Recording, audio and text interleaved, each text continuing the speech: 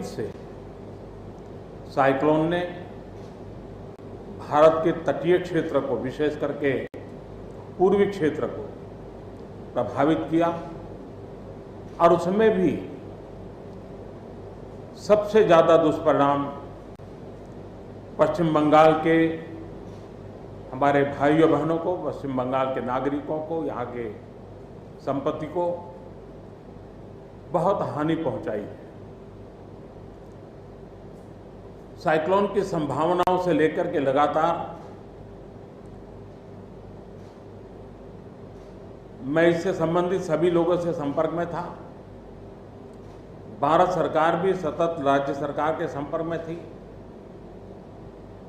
Cyclone का नुकसान कम से कम हो, इसके लिए जो भी आवश्यक कदम उठाने चाहिए उसके लिए राज्य सरकार और केंद्र सरकार ने मिलकर के भरसक प्रयास किया।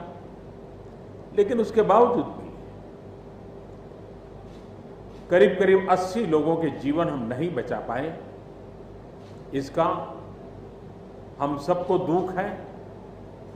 जिन परिवारों ने अपना स्वजन खोया है उनके प्रति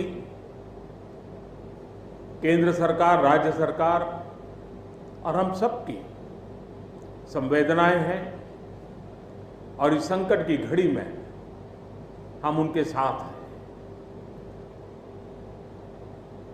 संपत्ति का भी नुकसान काफी होता है, चाहे एग्रीकल्चर हो,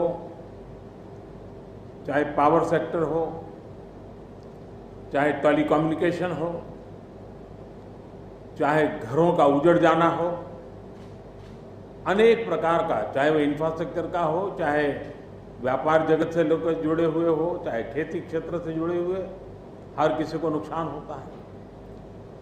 आज मैंने हवाई निरीक्षण करके बारीकी से इस प्रभावग्रस्त विस्तार को मुख्यमंत्री जी के साथ, गवर्नर श्री के साथ दौरा करके उसको देखा है। अभी राज्य सरकार ने और मुख्यमंत्री जी ने विस्तार से मेरे सामने जो भी प्राथमिक आकलन है उसका ब्यौरा दिया है। हमने तय किया है कि हो सके उतना जल्द डिटेल में सर्वे हो, कृषि का हो, पावर सेक्टर का हो, टेलीकम्युनिकेशन का हो, घरों की जो स्थिति है, इंफ्रास्ट्रक्चर की जो स्थिति है। केंद्र सरकार की तरफ से भी तत्काल एक टीम आएगी और वो टीम इन सभी क्षेत्रों में सर्वे करेगी और हम मिल करके रिहेबिलिटेशन हो, रिस्टोरेशन हो, रिकंस्ट्रक्शन हो, उसकी व्यापक योजना बना करके बंगाल की इस दुख की घड़ी में हम पूरा साथ देंगे, सहयोग देंगे और बंगाल जल्द से जल्द खड़ा हो जाए, बंगाल जल्द से जल्द तेज गति से आगे बढ़े, इसके लिए भारत सरकार कंधे से कंधा मिला करके काम करेगी और जो भी आवश्यकताएं होगी उन आवश्यकताओं को पूर्ण करने के लिए भारत सरकार के जो भी नीति नियम है उसका पूरी तरह उपयोग करते हुए पश्चिम बंगाल की मदद में हम खड़े रहेंगे। अभी तत्काल जो इस संकट की घड़ी में राज्य सरकार को कठिनाई न हो, इसके लिए एक एडवांस असिस्टेंस के रूप में 1000 करोड़ रुपया भारत सरकार की तरफ से व्यवस्था की जाएगी। साथ साथ जिन परिवारों ने अपने स्वजन खोए हैं उन परिवारों को प्रधानमंत्री राहत कोष से 2 लाख रुपया और जिन लोगों को इंजरी हुई है उनको 50,000 रुपये तक की सहायता देने का भी हम प्रधानमंत्री राहत कोष से करेंगे। पूरी दुनिया एक संकट से जूझ रही है। भारत भी लगातार कोरोना वायरस के खिलाफ लड़ाई लड़ रहा है।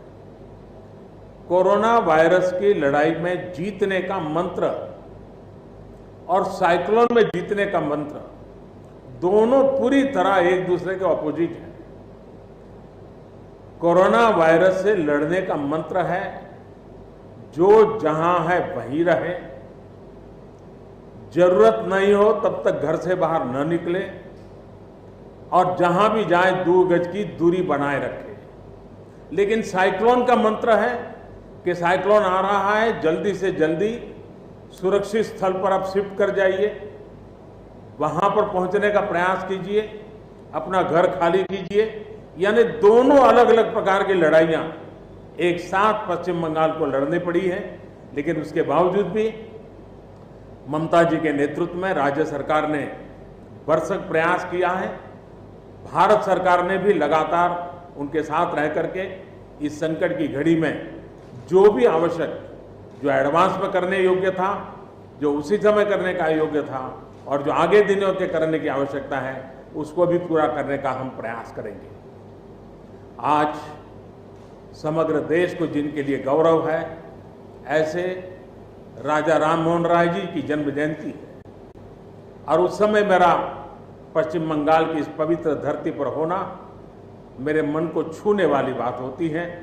लेकिन संकट की घड़ी से हम जूझ रहे हैं, तब मैं तो इतना ही कहूँगा कि राजा राममोहन राय जी हम सबको आशीर्वाद दें, ताकि समयानुकूल समाज परिवर्तन के जो उनके सपने थे, उनको पूरा करने के लिए हम मिल बैठ करके, मिलजुल करके एक उज्जवल भविष्य के लिए, भावी पीढ़ी के निर्माण के लिए समाज सुधार के अपने कामों को निरंतर जारी रखेंगे और वही राजा राममोहन राय जी को उत्तम श्रद्धांजलि होगी।